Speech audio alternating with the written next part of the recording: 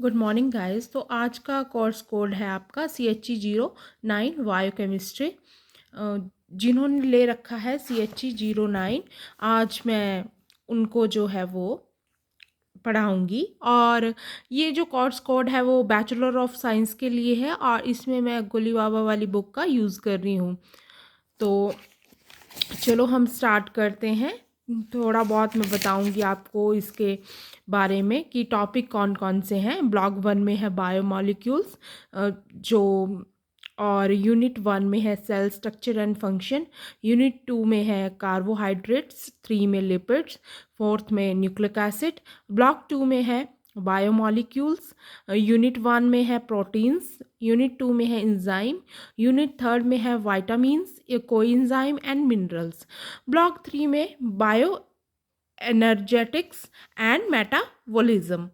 Unit 1 में bio energetics, unit 2 में metabolism 1, unit 3 में मेटाबॉलिज्म 2, यूनिट 4 में मेटाबॉलिज्म रेगुलेशन, यूनिट 5 में फोटोसिंथेसिस, ब्लॉक 4 में जीन एक्सप्रेशन, यूनिट 1 में रेप्लिकेशन एंड ट्रांसक्रिप्शन, यूनिट 2 में प्रोटीन बायोसिंथेसिस, यूनिट 3 में बायोटेक्नोलॉजी और 4th में इम्यूनोलॉजी।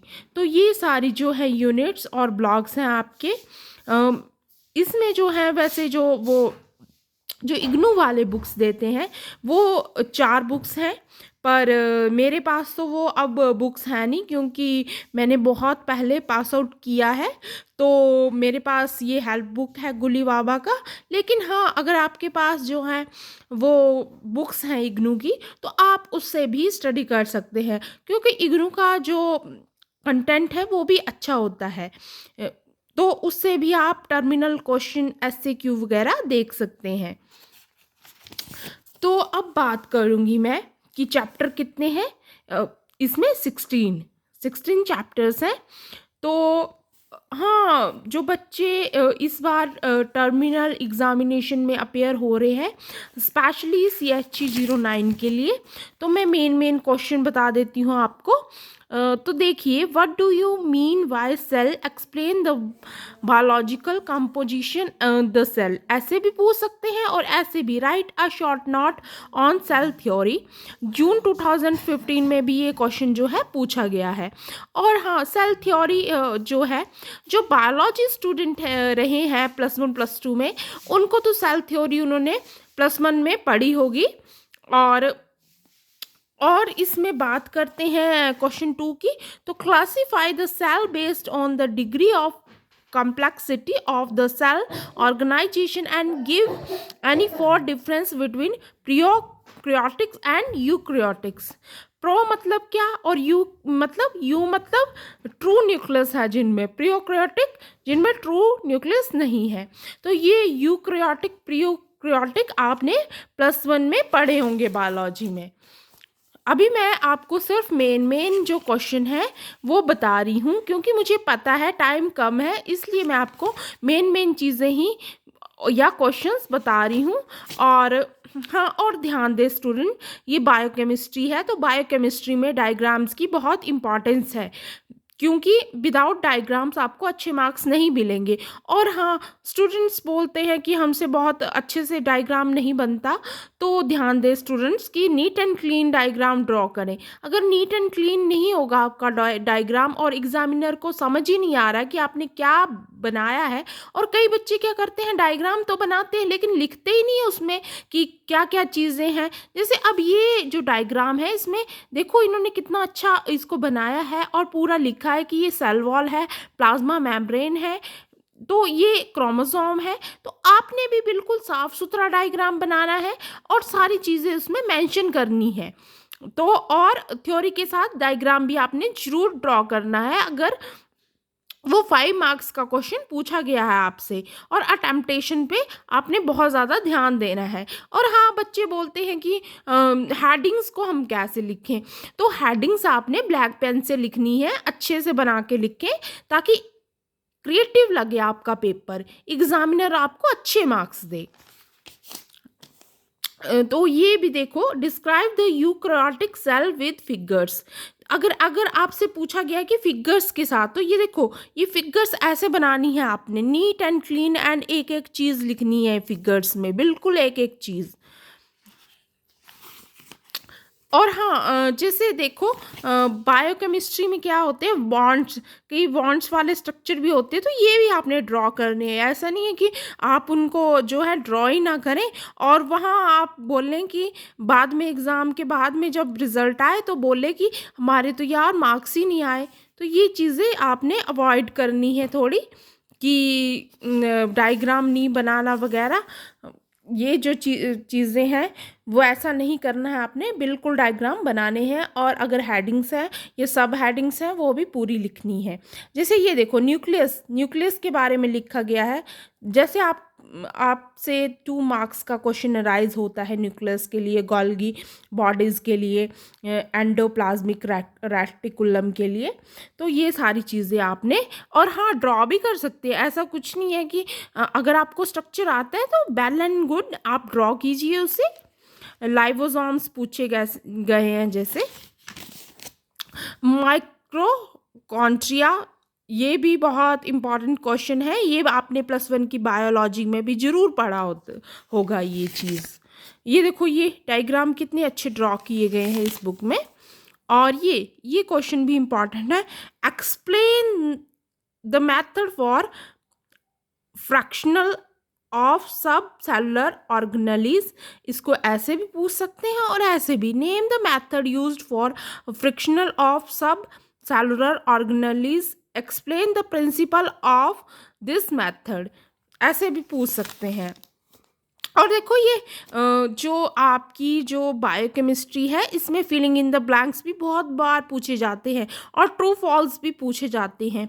देखो, जैसे ये लिखा है, chlorophylls are constituents of photosystem 1 and 2, फिर आपको वहाँ बताना होता है कि ये ट्रू है कि फॉल्स है। जैसे ये देखो, फिलिंग इन द ब्लैंक्स है, जैसे आपको ब्लैंक्स दे दिया होगा, dash is the basic structure and functional unit of life form, तो इसका आंसर क्या होगा, द सेल, आपको वहाँ फिल करना होगा। तो 5 या 10 मार्क्स के ऐसे क्वेश्चन भी आपको अराइज कर सकता है एग्जामिनर। और नेक्स्ट यूनिट की बात करें तो ये है कार्बोहाइड्रेट्स। इसमें भी हम इम्पॉर्टेंट क्वेश्चन अब देख लेते हैं। जैसे ये देखो, ये बहुत बार रिपीट हुआ है, explain the monosaccharide, define the term fructoses, define the mutarotation, draw the structure of galactose. ये देखो, ये सारे स्ट्रक्चर भी और लिखने हैं, ये देखो पूरे लिखने हैं आपको, और पूरी थ्योरी लिखनी है। और देखो, जैसे प्रोजेक्शन फार्मूला है तो वो भी आपको लिखना है और ड्रॉ करना है। ये नहीं है कि ड्रॉ ही ना करें आप, ये इम्पॉर्टेंट है जो ये बायोकेमिस्ट्री है इसमें।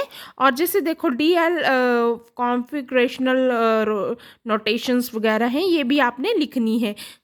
और देखो, स्ट्रक्चर ऑफ मोनोसेक्राइड्स भी पूछ सकते हैं, तो ऐसे आपको नीट एंड क्लीन स्ट्रक्चर बनाना है।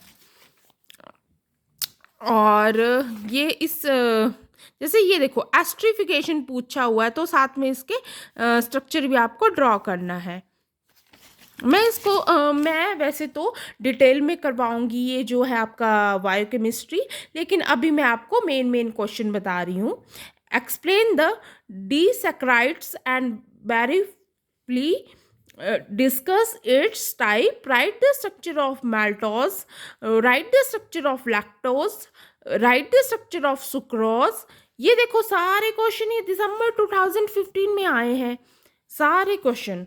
तो आपने ये जो इम्पॉर्टेंट क्वेश्चन है वो बिल्कुल पढ़ने हैं। और explain the polysaccharide, explain that the polysaccharide do not undergo mutarotation, give the difference structure and function between cellulose and starch, give the different structure and function between glycogen and cellulose, differentiate between cellulose and structure। ये सारी बातें जो हैं और ये important जो question है वो मैंने आपको बताए हैं। आई होप आपको समझ आ रहा होगा। ये सेलुलोज के बारे में पूछा गया तो आपने ये चीज़ लिखनी है। और हाँ, स्ट्रक्चर भी बनाना है। Explain the complex polysaccharides. और हाँ, जो बायोलॉजी वाले स्टूडेंट हैं उनको तो कोई दिक्कत आनी भी नहीं चाहिए, क्योंकि उन्होंने तो ये सारी चीज़ें बायोलॉजी में पढ़ी हैं। ये देखो, ये लिपिड्स में, ये स्पेशल चैप्टर जो है वो एक लिपिड्स का है। इसमें बोला गया कि लिपिड्स क्या है, उसके बारे में बोला गया है। ये हाइड्रोफोबिक है या फिलिंग है, ये बात की गई है। और जो इसके इम्पॉर्टेंट क्वेश्चन है, अब ये वो देखते हैं हम लोग। ये देखो, ये question, explain the classification of lipids, what are the fatty acid, explain. ये देखो, ये पूरे स्ट्रक्चर आपने बनाने हैं और इनके केमिकल फार्मूलाज भी लिखने हैं। और हाँ जी, ये ध्यान देंगे थोड़ा स्टूडेंट्स, क्या क्या और क्वेश्चन पूछे जाते हैं मैक्सिमम टाइम। रेंसिडिटी पूछी जाती है, एस्ट्रिफिकेशन पूछा जाता है, फिर स्पॉनिफिकेशन पूछा जाता है, ये भी पूछा जाता है व्हाट आर द अकाइल ग्लाइकोसॉल्स, एक्सप्लेन, ये भी पूछे जाते हैं। और ग्लाइकोलिपिड्स बहुत बार पूछे गए हैं वैसे तो पेपर्स में, जितने पेपर्स मैंने देखे। और ये ketone bodies, define the term ketone bodies, 14 में, 15 में, और देखो 15 में ही 2 बार रिपीट हुआ है अलग अलग वे में।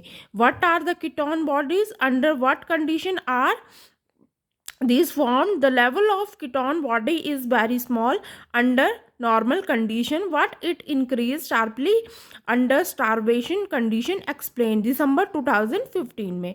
और ये देखो, ये भी बहुत इम्पॉर्टेंट क्वेश्चन है। Prostaglandins, what are prostaglandins and why are they named so. तो ये भी आपने क्वेश्चन जो है वो रखना है माइंड में कि ये भी इम्पॉर्टेंट क्वेश्चन है। ये दिसंबर 2014 में पूछा गया है क्वेश्चन। जो इम्पॉर्टेंट क्वेश्चन है सिर्फ मैं वो बता रही हूँ आपको इस वीडियो में, और डिटेल में तो आपको मैं बाद में करवाऊँगी सिलेबस, क्योंकि अभी इतना टाइम नहीं है। मेरे को पता है, क्योंकि जून में जो है एग्ज़ामिनेशन स्टार्ट होने वाले हैं। अगर मैं डिटेल में भी पढ़ाना शुरू करूँ तो तब तक नहीं हो पाएगा। What are the nucleic acid? What is biological role of nucleic acid? ये भी आपने रिटेन करना ही है। ये देखो, ये देख लीजिए, describe the structure of nucleic acid, write the structure of thymine, दिसंबर 2015 में आया हुआ है ये क्वेश्चन आपका। Explain the राइबोक nucleic acid, RNA के बारे में। और हाँ, आरएनए के बारे में भी पूछते हैं और डीएनए के बारे में भी। और आरएनए में ये देखो, ऐसे बनाना है आपने स्ट्रक्चर पूरा, जैसे ये बुक में ड्रॉ किया हुआ है। और ये देखो, explain the Doxy राइबोक nucleic acid DNA and give the silent feature of Watson and Crick model of DNA। ये जून 2015 में पूछा गया है, 18 में भी पूछा गया है, ये बहुत बार रिपीट होता है। इवन मेरे को भी ये पेपर में आया था, the Watson and the Crick model. ये आपने याद रखना है। वाटसन और क्रिक का जो मॉडल है वो आपने याद रखना है। ये ऐसा है, हेलिकल मॉडल है, और ये पूरा ड्रॉ करना है पेपर में भी।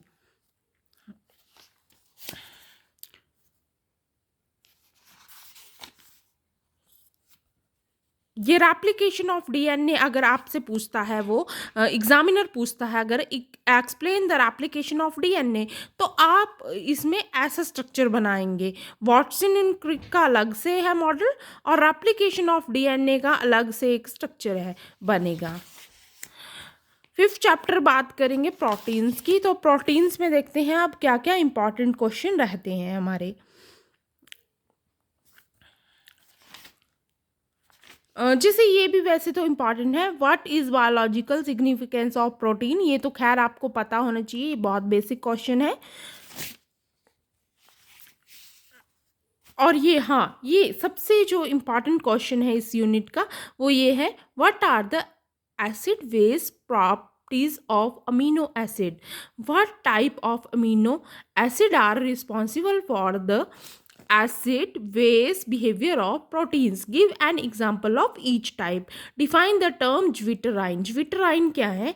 ये सारे जून 2014 में, जून 15 में पूछे गए हैं, तो ये आपने जो है वो याद रखने हैं कि कौन कौन से क्वेश्चन मैंने आपको इम्पॉर्टेंट बताया है। अगर हाँ आप याद नहीं रख सकते तो आप जब भी आपको लगे कि हाँ हमें ज़रूरत है तो आप मेरी वीडियो को दोबारा देख भी सकते हैं कि मैंने आपको ये इम्पॉर्टेंट क्वेश्चन बताए हैं। ये एपोएंजाइम, कोफैक्टर्स, हॉलो एंजाइम, इसके बारे में एक एक दो मार्क्स में भी लिखने को आ जाता है। एक्टिवेटर्स, कोएंजाइम्स, ये सारे आपने याद रख लेने हैं।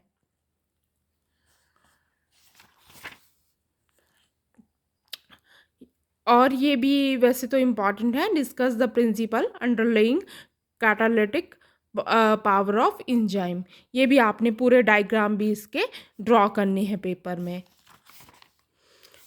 और हाँ, स्टूडेंट्स सोचते हैं कि पेपर में कैसे अच्छे मार्क्स आएँ, तो आप चाहे उसमें ऑप्शन दी होती है कि अटैम्प्ट 5 क्वेश्चन या 6, तो उतने ही अटैम्प्ट करें। ओवर अटैम्प्ट करने की कोई ज़रूरत नहीं है कि कई स्टूडेंट्स क्या करते हैं कि जैसे क्वेश्चन पेपर में 8 क्वेश्चन दिए हैं तो कई सोचते हैं कि हम 8 के 8 लिख के आएंगे और हमें ज़्यादा मार्क्स मिलेंगे, तो ऐसा कुछ नहीं है। अगर पेपर में स्पेशली आपको लिखा है कि आंसर एनी 5, तो सिर्फ 5 लिखने हैं आपने। आप 5 को क्वेश्चन को ऐसे लिखिए, एलैबोरेट करके लिखिए, तो आपको पूरे मार्क्स मिलेंगे। और अगर आप 8 क्वेश्चन पूरे लिख के आ रहे हो, वो जबकि उन्होंने पूछे ही 5 है, तो वो तो आपका टाइम वेस्ट हो रहा है और आपको मार्क्स भी नहीं मिलेंगे वहाँ। जितने क्वेश्चन पूछे हैं उतने ही आप लिख के आए। और कई बच्चे क्या करते हैं कि जैसे क्वेश्चन पेपर में क्वेश्चन 1 लिखा है तो वहाँ आंसर में क्वेश्चन 2 लिख के आ जाते हैं, तो ये मिस्टेक नहीं करनी है आपने। अगर वहाँ क्वेश्चन पेपर में क्वेश्चन 1 लिखा है तो आप आंसर शीट में भी क्वेश्चन 1 का आंसर लिखें। हाँ, अगर आपको नहीं क्वेश्चन लिखना है तो कोई बात नहीं, आप पर क्वेश्चन 1 का ही मेंशन करें उसमें अपनी आंसर शीट में। ये नहीं है कि वहाँ क्वेश्चन पेपर में आपको वहाँ उन्होंने 1 लिखा है और आप वहाँ 2 लिख के आ गए हैं, तो वैसे भी आपके जो मार्क्स हैं वो कट होंगे, वो एग्ज़ामिनर नहीं देगा मार्क्स। तो जैसा मेंशन किया है क्वेश्चन वैसा ही पेपर में आप लिखें और इलेबोरेट करके लिखें। अगर उसने बोला है कि डायग्राम भी ड्रॉ करें तो डायग्राम भी आप ड्रॉ करके आए, या आपको कोई डायग्राम्स आती हैं उन क्वेश्चंस की तो आप उनको साफ़ सुथरा ड्रॉ कर दीजिए, क्योंकि बायोकेमिस्ट्री में बहुत इंपॉर्टेंस रहती है डायग्राम्स की। और तीसरी बात यह है कि नीट एंड क्लीन लिखने की कोशिश करें, क्योंकि अगर आप नीट एंड क्लीन नहीं लिखेंगे तो एग्ज़ामिनर को वो ज़्यादा चीज़ें जो हैं वो समझ नहीं आती हैं, जिससे आपके मार्क्स थोड़े कम हो सकते हैं। और हाँ, कई स्टूडेंट्स क्या करते हैं, बीच में शीट्स ब्लैंक्स छोड़ देते हैं। अगर वैसे तो आपने कोई भी ब्लैंक शीट नहीं छोड़नी है पेपर के बीच। अगर आपसे रह भी जाती है कोई ब्लैंक शीट इग्नू में, तो आप उस पर कट मार्क लगा दें।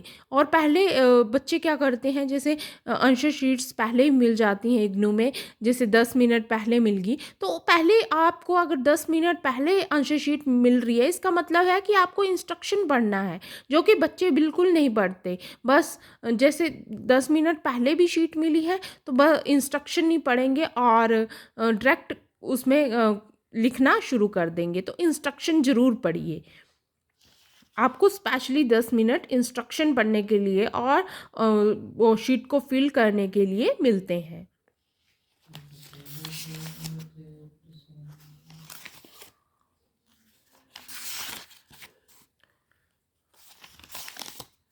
हाँ, ये क्वेश्चन जो है वो इम्पॉर्टेंट है।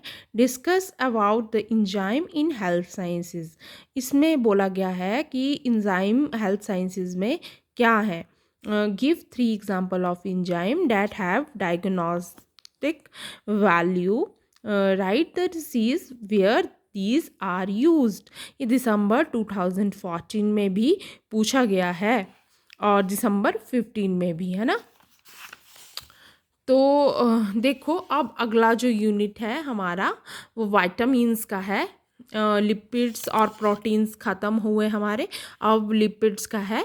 तो इसमें पहला क्वेश्चन है कि what are the vitamins, explain the biological significance of classification of vitamins and give the names of any two fat soluble and water soluble vitamins and one disease each caused by their deficiency. तो ये जो question है वो भी बहुत important है, जून 2016 में ये क्वेश्चन पूछा गया है। आई होप आपको मेरा ब्लॉग पसंद आया होगा, क्योंकि ब्लॉग काफ़ी लंबा हो चुका है। तो मिलती हूँ मैं नेक्स्ट ब्लॉग में आपसे, और मेरे ब्लॉग को शेयर, लाइक और सब्सक्राइब करें।